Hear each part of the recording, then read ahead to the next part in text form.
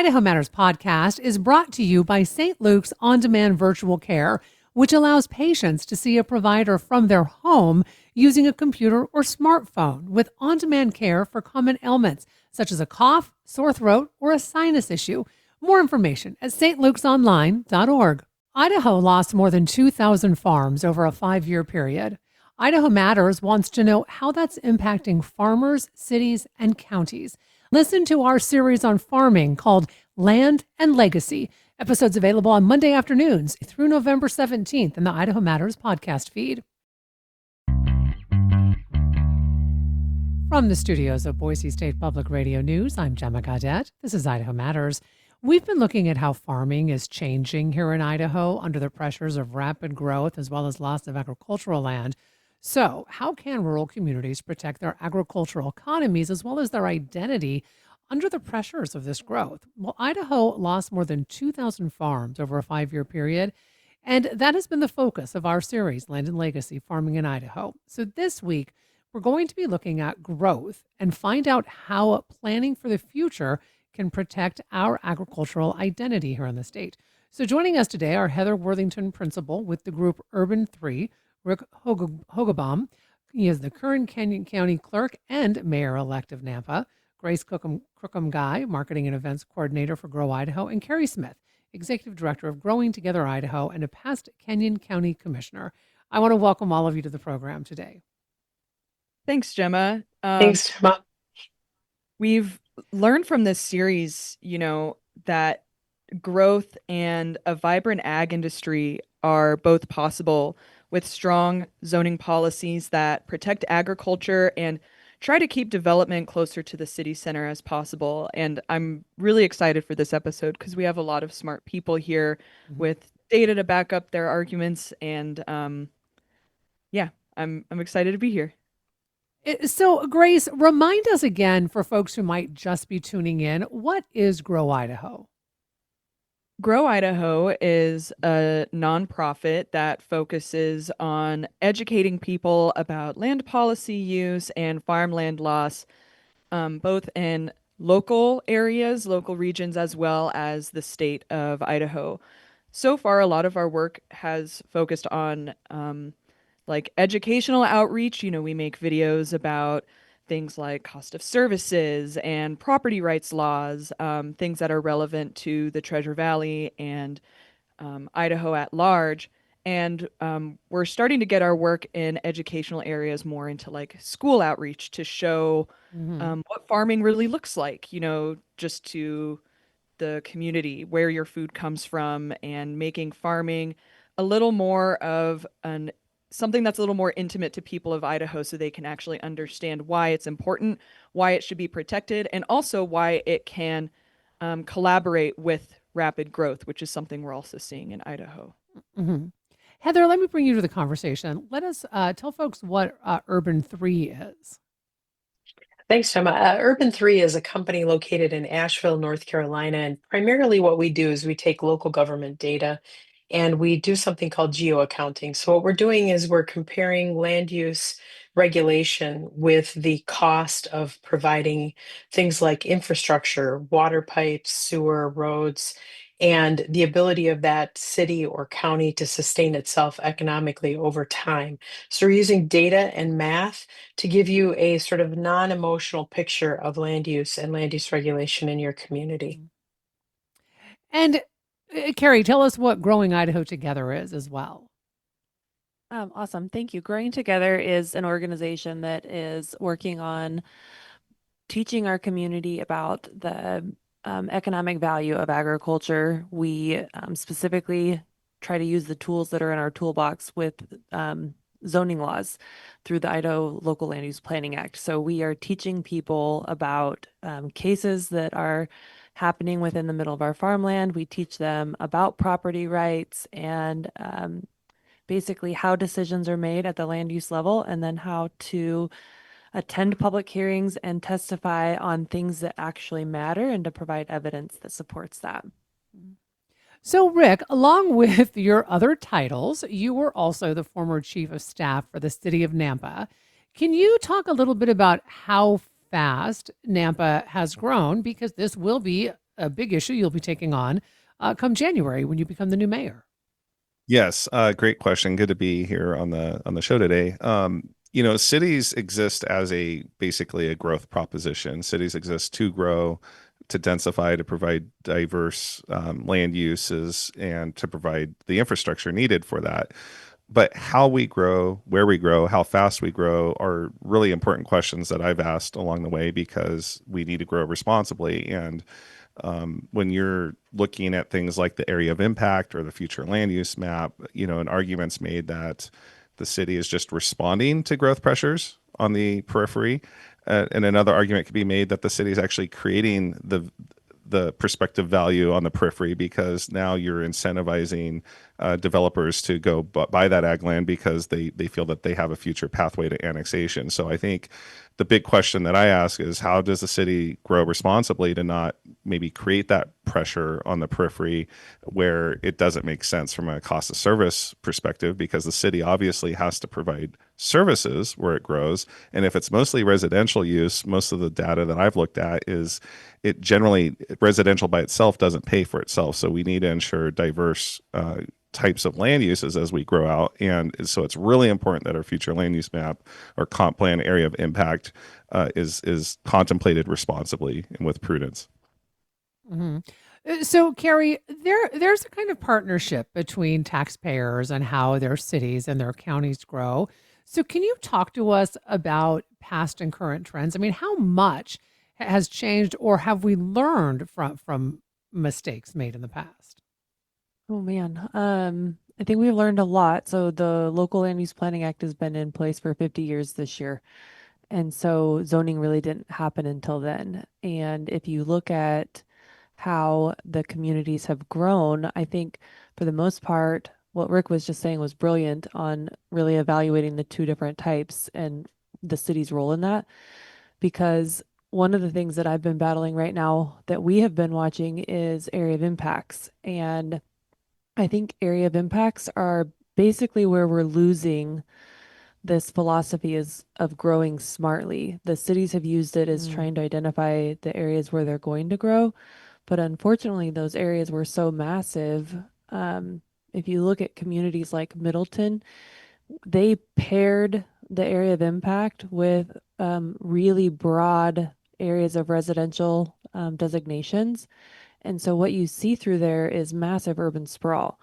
And it is kind of killing that area. The pressure that has happened on their schools, the fire stations, even just basic services like medical care, they are suffering as a community. And so you can see kind of where bad planning is really hurting the communities and especially as far as the tax base goes. And so you can also see some other communities where there's definitely some things that have gone right and development within the cores are happening and supporting, I think, some good planning efforts. So I've seen some good and some bad. So, Heather, with that said, Urban 3 has an app that actually helps direct the costs associated with growth. Can you talk a little bit about that and how it works, and why something like this is important, even for the average person to be able to have? Right. Well, we have a product called a value per acre analysis. And what we're looking at in that value per acre analysis is what is the revenue that that land use generates across the model. And I think what Rick said earlier, I just want to amplify that a little bit. It's absolutely consistent across the United States that single family land uses do not support themselves. And so when we think Mm. about growth in a community, if we're thinking about it through like an annexation mechanism, or some kind of outgrowth away from the sort of central city where a lot of the infrastructure exists, that is probably not an economically sustainable model for that community. And I think that that's what we have learned as we look at cities across the United States, that the vast majority of them want to understand, sort of with a level of transparency and honesty, that sort of data driven decision making when it comes to land use regulation. And I think the challenge is that a lot of land use decision making is more emotionally driven. And so we Mm. talk about how we feel about land use, but not what it's costing us. And so that's what we're trying to get at, is sort of the two things: the value per acre and the return on investment. So when you invest in infrastructure in your community, what is the return you're getting in terms of revenue? That revenue that will support things like police and fire. And what is the impact of land use regulation on your ability to provide services to people, especially the further out they live from that city center? So, Heather, I thought it was so interesting what you just said about, a lot of times when we talk about land use issues, it's emotional, right? And I mean, how important is it to acknowledge that, but also make sure you're making the right decisions, um, Mm. and trying to take the emotion out of it, right? Because a lot of times that can get you into trouble. Well, it sure can. I think it sets you up for what we've seen in cities across the United States, where they have pursued a very aggressive annexation policy, and that annexation policy has resulted in them being underwater financially in terms of their ability to provide operations and maintenance for things like roadways. And especially if you live in a climate where roads don't have a 50-year life cycle, you are considering sort of what is the impact on that community's fiscal health in terms of their ability to provide maintenance of that highway or that local road over time. And so that's just one example. The same applies to water and sewer and fire services for you in the mountain states, which is a significant issue. So how do you provide public safety services to people? And so I think those are real non sort of those are very math driven, very non-emotional discussions that we can have, and kind of reestablish a narrative around why land use regulation is important and why it matters that we think about Mm. the fiscal impact of those land use decisions on local governments. And Heather, my understanding is that you work with some Idaho cities on growth. So, which ones and how has that been working out? Well, we've done a little bit of work there in Idaho and in Washington and Oregon. So in that sort of in those western sort of mountain states, and invariably what we're seeing in those states is that there tends to be an emphasis that's placed on outward growth away from that city center, what I would call sort of greenfield development. And I think this ties back to this question about sort of the impact on rural communities and agricultural land, but also in the mountain states, conservation land. And so thinking about this from a land use standpoint, what we're seeing is a lot of cities that are not financially sustainable in terms of how spread out they've become. In the case of some cities in the West, we see cities that are something like 86 square miles with a population of 176,000. And Mm. in the Twin Cities where I am in Minnesota, Minneapolis is 54 square miles and has a population of over 430,000. So you can start to understand this sort of essential question of how efficient are you utilizing land in terms of providing services, whether it's infrastructure or city services like police and fire, water and sewer. And I think that's the question for areas of the United States where we've seen a lot of growth outward into greenfield areas. And that can be easier development for a developer, but it can be essentially almost unsustainable for that local government financially. Rick, you have been pretty vocal about your views on growth, in particular on social media. Can you talk a little bit about educating folks on where their tax dollars are going? Yeah, no, great question. It looks like you've looked at some of my social media, and I can blame Heather and Urban Three and others for that. I've been a member of Strong Towns, which incorporates a lot of these considerations, especially with some of the infrastructure that Heather just talked about. A lot of it, like federal government grant funding, it's kind of the blessing and curse of getting grants, is you can build a shiny new thing with outside money, but then when it hits end of life and you have to maintain it, you have to rely on local dollars, and sometimes that's not fully considered. But yeah, tax dollars here in Idaho are really interesting, and I think Heather from Urban Three, across the country, there's some communities have local option sales tax. Idaho doesn't, so we don't really get a reward or bonus if you're creating points of commerce within our community because the sales tax distribution is mostly based on population. But when you look at like school districts have to live with our land use decisions, even though we're not a school district, but cities and counties make land use decisions. And if you have to build a new school, like Carrie brought up Middleton, they've had several failed bonds for a new school. New schools have to be financed on bonds, which the whole community has to pay for. And it's one thing for the whole community to have to repair and replace its existing burden. But when you're doing growth expansion projects and that cost falls on the collective, I think that becomes sort of a pass-through subsidy for subsidizing the cost of growth or that increment. And so while we do have impact fees and some things that deal with a lot of issues, you have to look at the big beyond just the first time impact, but the ongoing cost of services and the ongoing revenue based on that growth. And so some states require a fiscal impact analysis. Idaho doesn't. So, I mean, one of the things I ran on in my platform is the need for us to incorporate better data and not just make emotionally based decisions on land use so that we can count the cost and also feel some responsibility for school districts and fire districts that have to live with our land use decisions. We really need a holistic approach when we look at growth.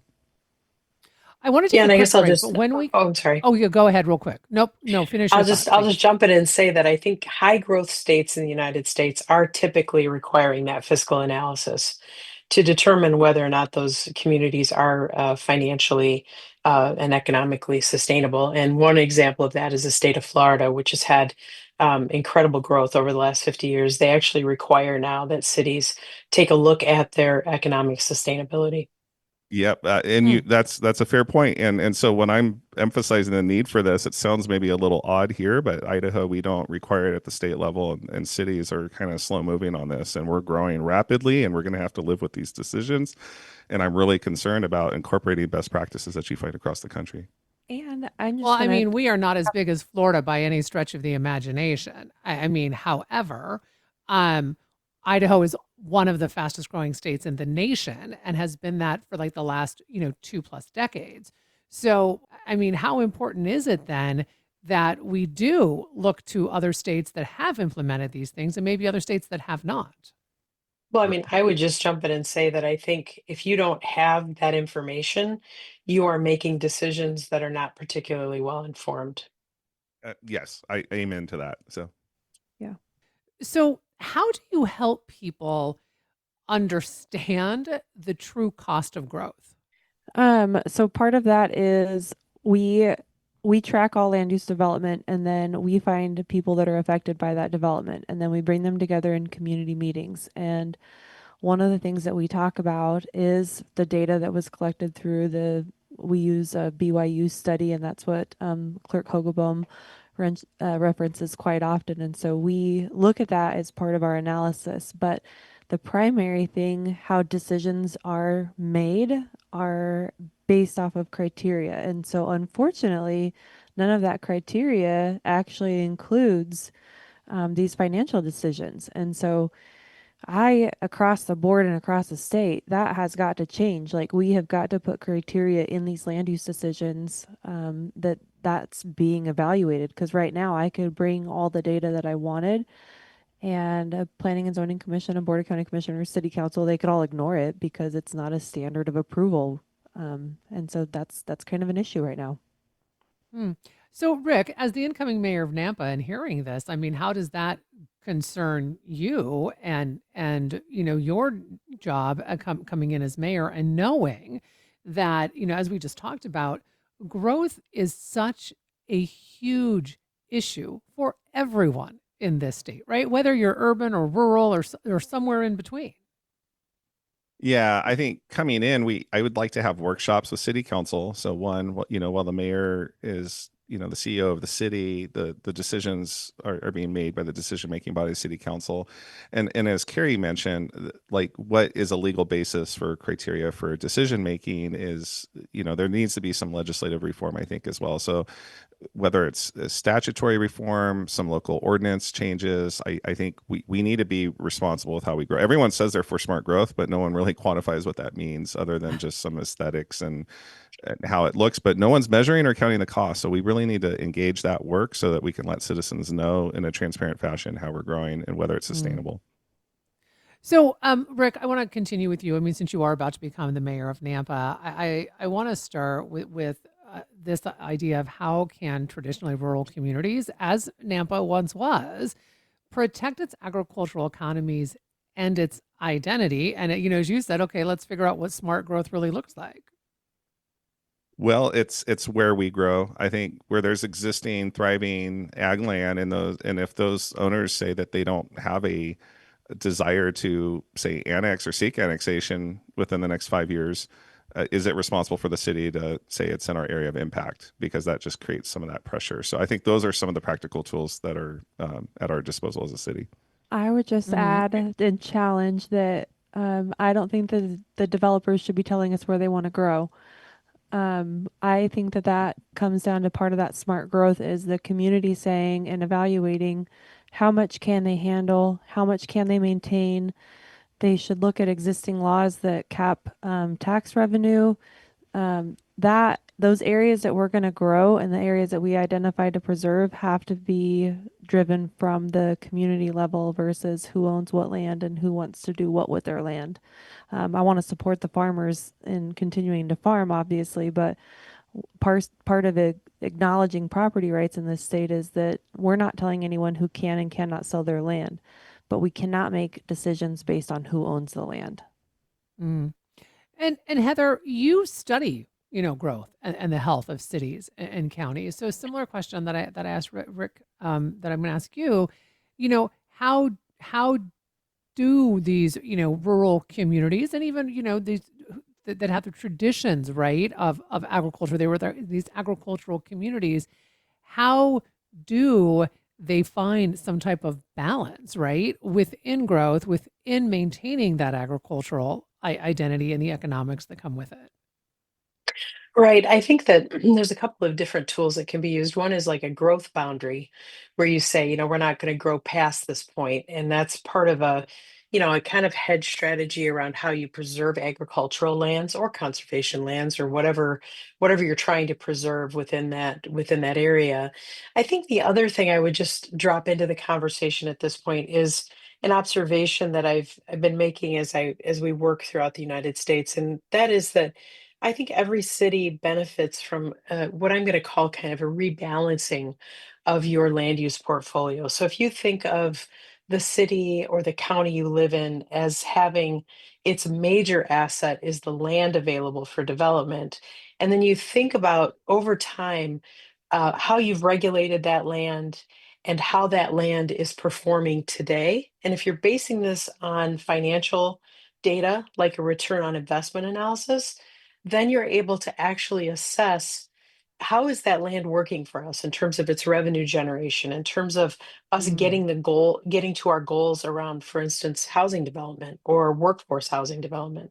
So that's one thing you could evaluate. And it's not unlike the conversation that a lot of Americans are having about their retirement accounts right now and thinking about, should I be invested in high growth stock? Should I be in the bond market? Cities need to think about their land use assets as assets, and they need to occasionally rebalance that portfolio in terms of how they regulate that land use. So, Rick and Carrie, let me start with you. Are you optimistic that Idaho can grow and keep its ag communities intact? I'm super optimistic. I think that more so now, I've been a land use planner for over 20 years, and the amount of people talking about ag preservation right now is so inspiring, and the conversation is absolutely there, and that's what we needed. And so we have so much to protect and to save, and we have so much going for us that I'm very optimistic. We have people that have been elected, like Clerk Hogaboam, soon to be Mayor Hogaboam, who is also one of the main drivers of having this conversation in a way that it reaches the developers and the ag community. And that's what we have to do. We have to reach all of the people that are being affected by this to make a difference. Mhm. So I'm excited about that. And I'd say So, I'm optimistic because I mean some of the good land, what good uses within the Nampa industry, for example, food processing, they need locally sourced food. So I think when you look at a 30,000 foot level, the ecosystem whether it's industrial uses within the city, sourcing their food from ag communities. If all that ag goes away and you don't have locally sourced food, what does that do to the entire ecosystem? So I think we realize that whether it's urban or rural, we all coexist together, and we need to make sure that the ecosystem is able to sustain all uses. So, Rick, last question for you before we wrap up our conversation today, which I've greatly appreciated from all of you. You have some extra pressure with all of this, right? I mean, now you've been elected, and now there is this pressure to perform, right? What you've said in your campaign to get yourself to get elected, to be in this position, and really having to make sure that we keep our ag communities intact. What kind of pressure are you feeling right now as you move into this new role? Yeah, great question. I hope within the first 100 days, there's a lot of work that we got to get to, but I hope to, whether it's Heather or there's groups locally, Tischler Bice and others that do fiscal impact analysis. I think we really need to have a conversation workshop with City Council to better understand this. But I do want to have a conversation with our planning staff that I have a high respect for at the city, and see how this conversation moves. But we need to have constructive conversations with all the decision makers in the room. Mm-hmm.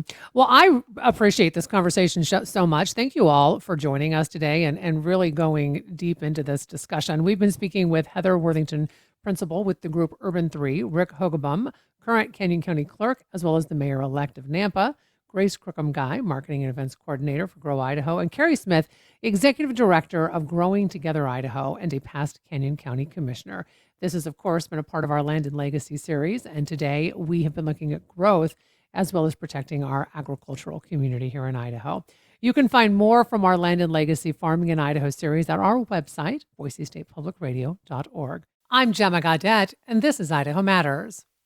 Sources and methods, the crown jewels of the intelligence community. Shorthand for how do we know what's real? Who told us? If you have those answers, you're on the inside, and NPR wants to bring you there. From the Pentagon to the State Department to spy agencies, listen to understand what's really happening and what it means for you. Sources and Methods, the new national security podcast from NPR.